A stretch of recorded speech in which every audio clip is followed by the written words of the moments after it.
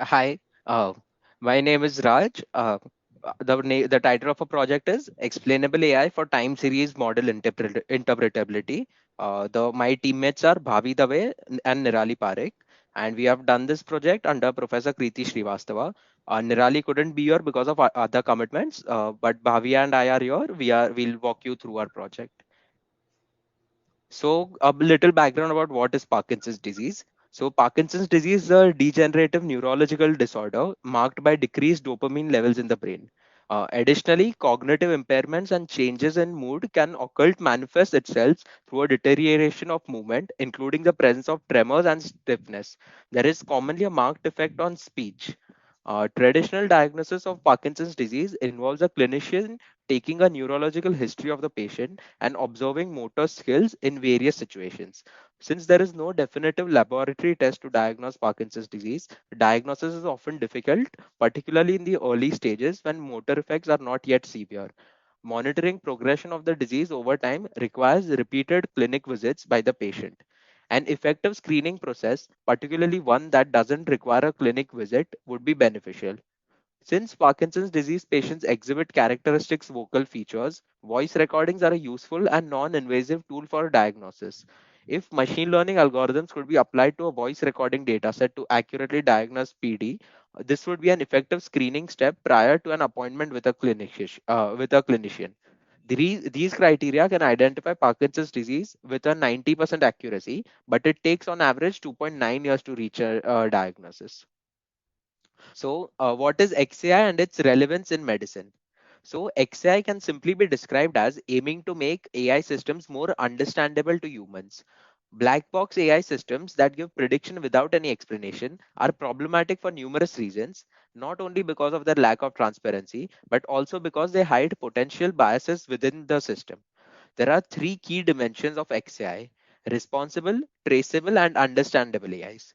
Responsible AI means the ability to understand the reasoning behind each individual prediction.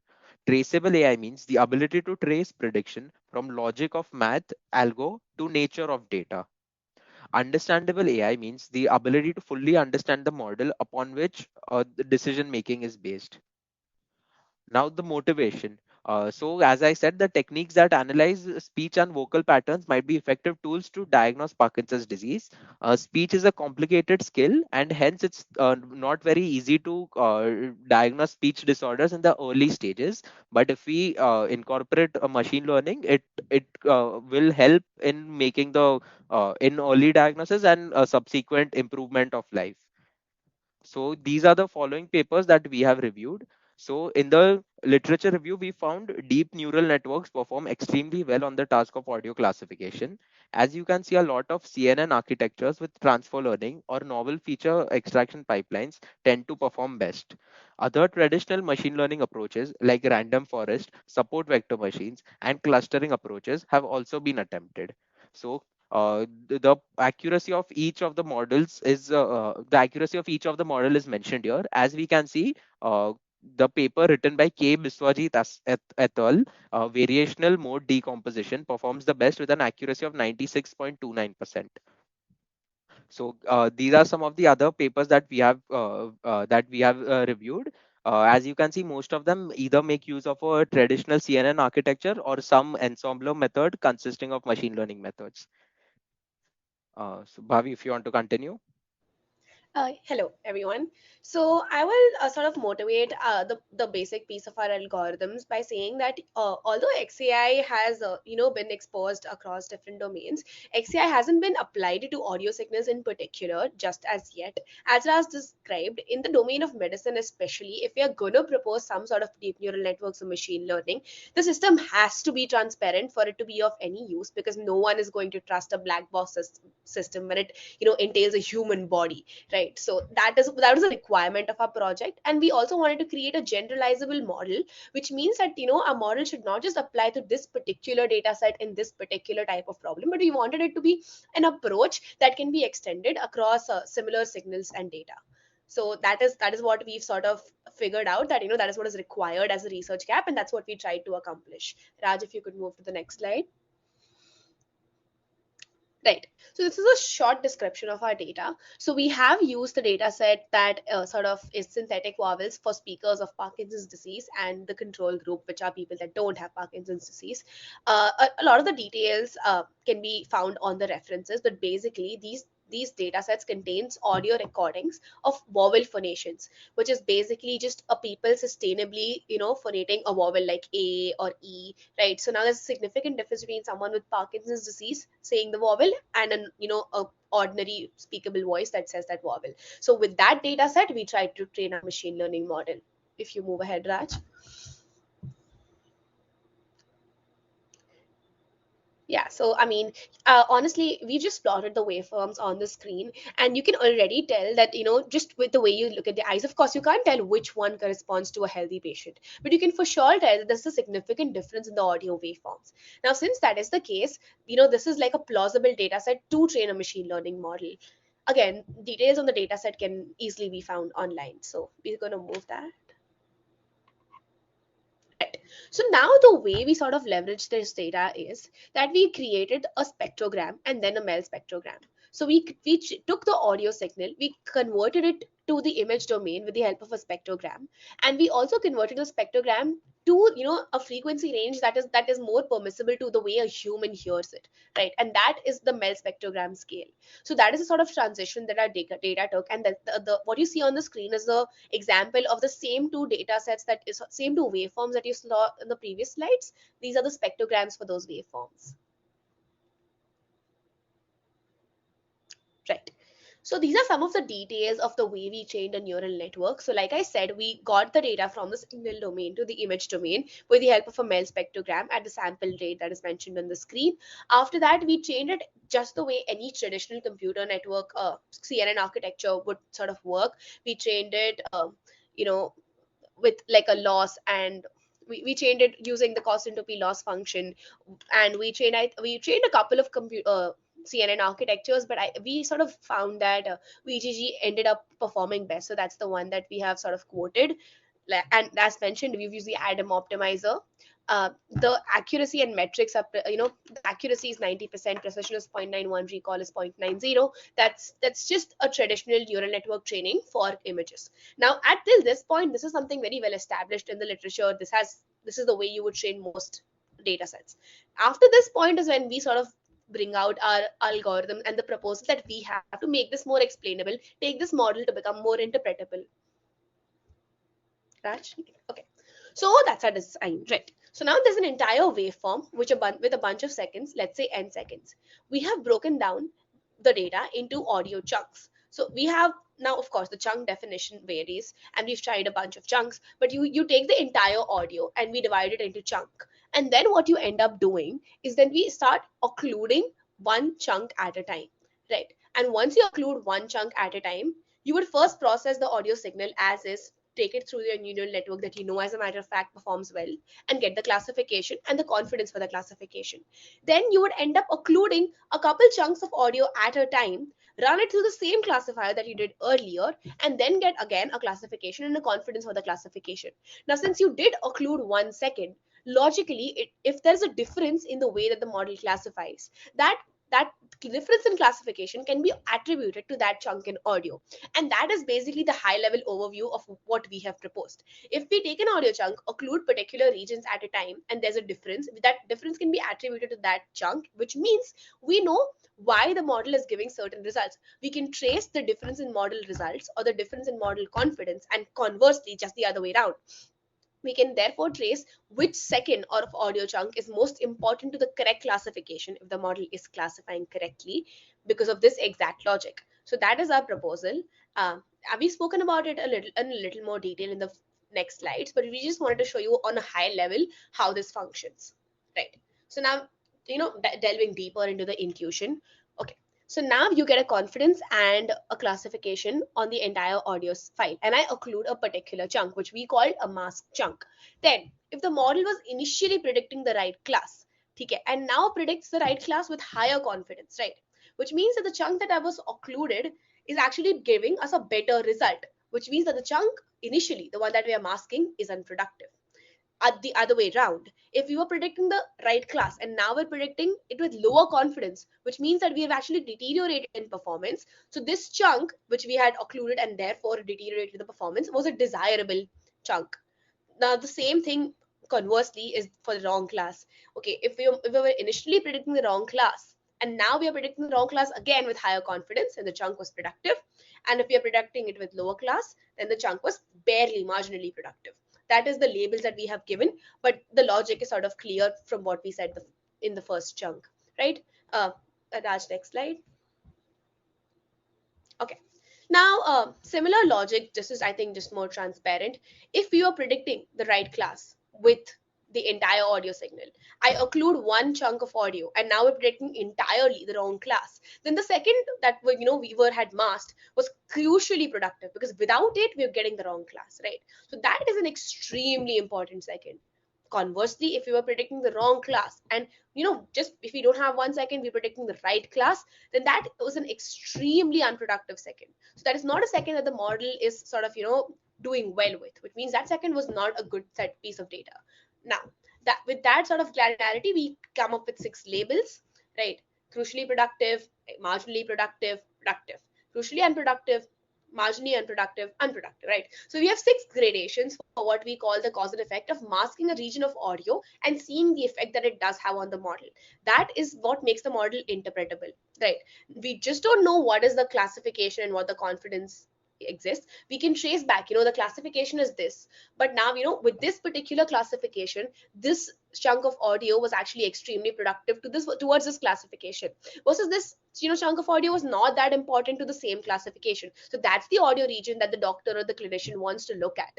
Now, like Raj mentioned earlier, these audio recordings are long. They're typically taken over patients overnight, right? So that's hours of data that the clinician has to look at. If we can even point them towards important regions in the audio to help diagnose Parkinson's disease patients, that would be a leap for Parkinson's disease. Next slide, Raj.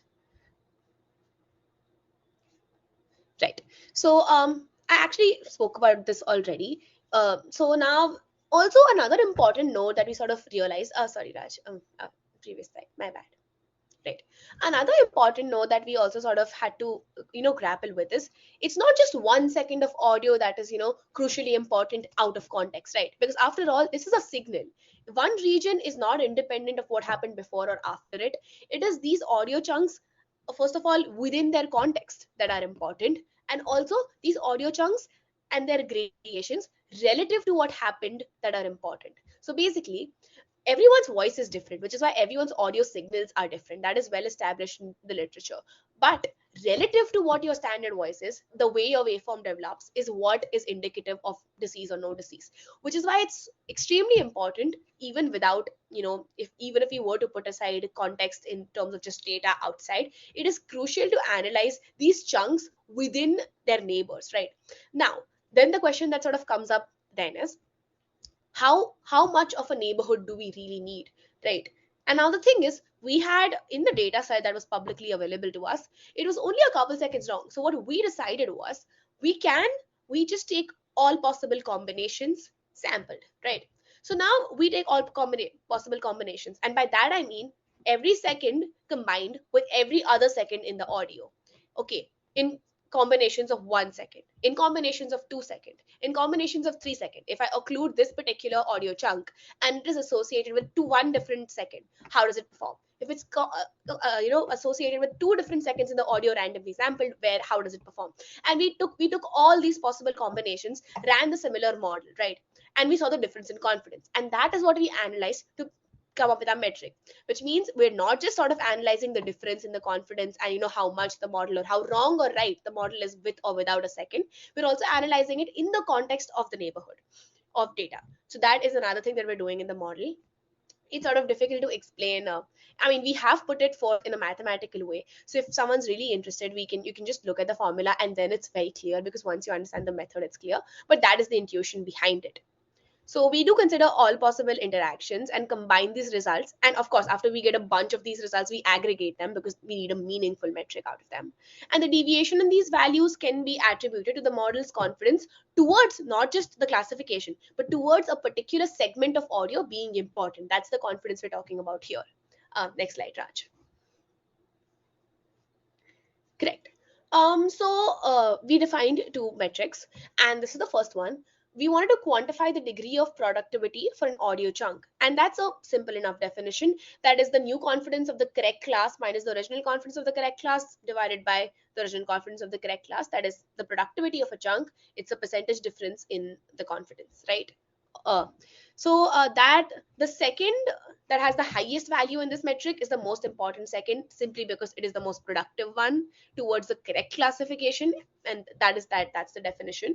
And similarly, the second most important second will be the second most productive chunk, etc., so forth. Next slide, Raj. Okay, now here is the bulk of our algorithm. Basically, what we're saying is if n is the audio second length and f is the f is the function, f is the output of our deep neural network, and the set x denotes the possible subsets that we could have, c are the possible combinations, then all that we're basically saying is that we're iterating for the importance of the second I, and it can be calculated by forming these subsets and taking a weighted importance. Now, the reason we take a weighted metric is because if we are considering if we have 2 seconds in total and one of them is occluded and there's a significant difference, then 50% of that at least can be attributed to the occluded second. Versus if I have 10 audio chunks, I occlude one and I get a particular results, then I am sort of getting noise from all the 9 other chunks also. So we have to counter for that, right? Which is why we normalize these productivity values and then take the importance. That is all that we are describing. The formula is on the screen. So that is the interpretable algorithm that we're performing. I mean, it is quite intuitive to understand. It's so that's I just described the intuition. We want to see the difference that occluding a chunk makes. We also want to be able to normalize for its neighbors, and then we want to be able to normalize for whether or not we consider a small neighborhood or a larger neighborhood. That's it. These three things they comprise our algorithm. So moving on to the results. Right. So now for every n second of audio, n chunks, right, we get this particular, for every chunk, we get this a graph like this. Now what you're seeing on the screen is the model, of course, ran all possible combinations. If it's n seconds, and it ran NC1, NC2, NC3, so on till NCN, right? So now we're classifying the second to be productive because, as you can see, the blue productive bar graph is the highest, right? But what you can also see is, of course, the second is classified as productive by the interpretable algorithm, but you can see the distribution in the confidence that the model had, right? So it was mostly productive, but there was quite a bit of marginally unproductive or extremely unproductive in there, right? So now that is, you see a bar graph and you get a category. The second was productive because that is the most confident. That was what was given in most possible combinations, but that's the distribution of the model's output. So that's the first thing that you get for every audio chunk. And next slide, Raj. You also get a ranking. So supposing I had 10 seconds labeled like through 0 through 9, because that's how we label things, then what this particular graph you would get for every audio recording for a patient, right? What we're seeing is second number 1 has rank 1, which means it is the most important second in the correct classification of audio, with a confidence that the model has at 0.82. The model is 0.82 confident that the first second is the most important second. That's the way to interpret this. The fourth second is the second most important second, and the model is 0.71% confident in this output, right? So that is the way to interpret it. We have, of course, labeled all seconds with the confidence of our predictions right next to it, and there's also the visualization across the different categories that every second would have. That is the kind of output that our interpretable algorithm proposes. Next slide, Raj. Correct.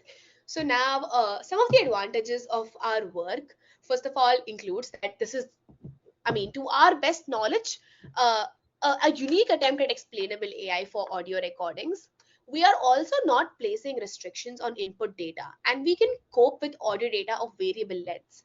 This is something quite unique because a lot of the times to define and mathematically constrain these models, you need them to be of a certain size, and so you would end up chopping these audio recordings. But we understand, data is gold, so we don't want to get rid of data if we can help it, which is why we wanted to make sure that we can sort of we can accommodate different variable inputs, which is why the chunking logic makes perfect sense, because if you have n seconds, you can chunk n times. If you have 2 10 seconds, you can chunk 10 times. It doesn't really matter because our algorithm and model interprets on chunk and context. So both those things can happen for variable inputs. So a model works for variable inputs.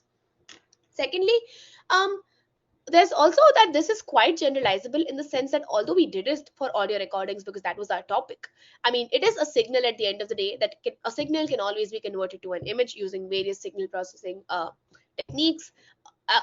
An image can always sort of in some way get operated by a deep neural network, and this sort of realization of occluding certain regions and getting the output and understanding the difference in the output and attributing it to the second by taking consideration of its neighbors is something that is a very generalizable method. So we take pride in the fact that there's a possibility that this methodology does not just apply to this problem but it generalizes well. So that is also something that we work towards. Next slide, Raj.